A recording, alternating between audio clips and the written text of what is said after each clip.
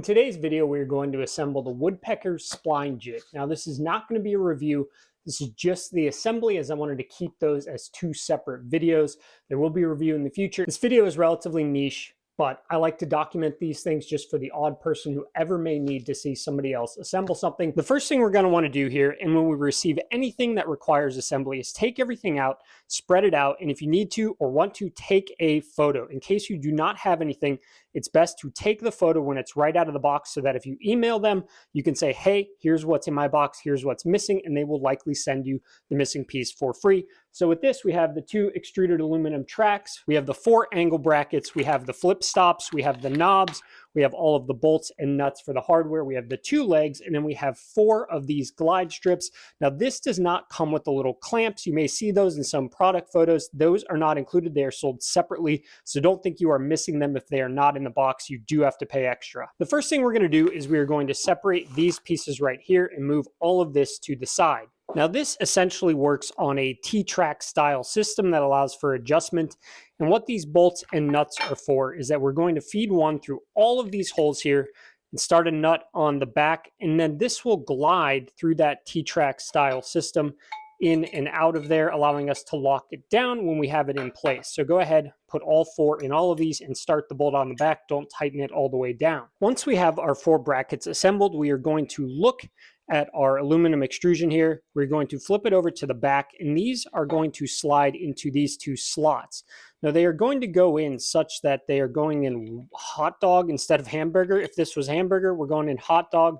The bolts face out. Now each of them have a little L or an R on them, but I looked at them quite closely and I couldn't see any difference, so I'm not sure it particularly matters whether they're on the left or the right, and the bolts face out. You get to have a bit of fun twisting these around until you fit them in there. And make sure once you get it in that you don't pick it up and just let it fall all the way out the other end. Now before we head over to a flat reference surface to align these exactly, we want to come in and we want to tighten these nuts pretty snug so that we only have to do about a half of a turn when we get there.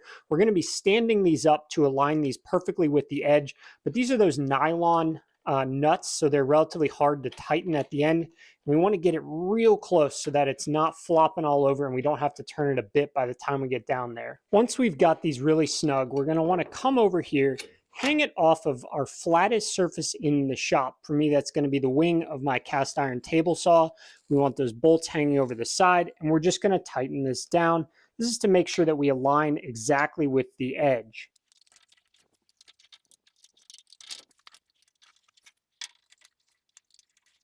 When we've got it tightened down, it should sit and you should be able to see it flush around all the sides. We're now going to come back over and we're going to grab all of our knobs as well as our 2 aluminum extrusions and the legs. When we look at these legs, we notice these kind of upside down L's or P's, whatever you want to call them there. And what these allow us to do is insert the extrusion through that, and it gives us 2 different settings. A wider setting, which is on the lower, and then a narrower setting where we bring it up and we shift it. And what this allows us to do is raise this and bring it forward for something that's longer than the length of this so that it clears the legs with the knobs on them. And we can then make sure that, say, a 17-inch box were to fit all the way through here.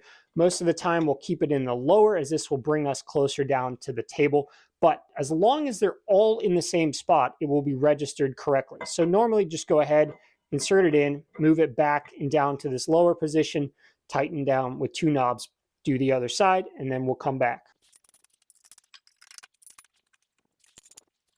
We're now going to grab our 4 adhesive strips, our spline jig, and we're going to flip this over.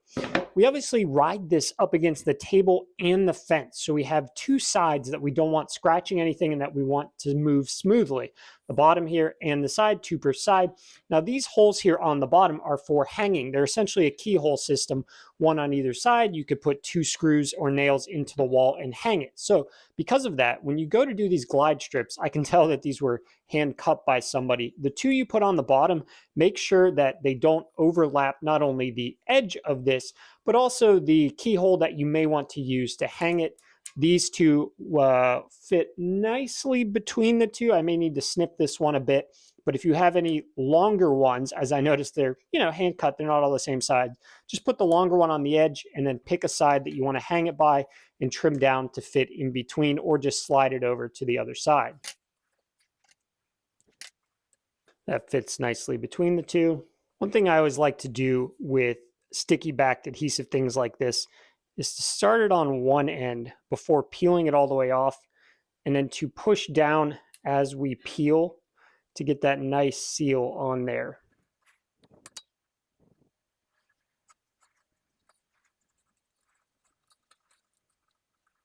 Perfect.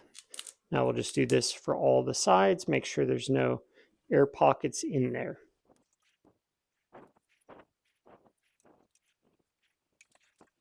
Our final step is to put the flip stops on. And again, if you missed it earlier, this does not come with the clamps that you may see in product photos.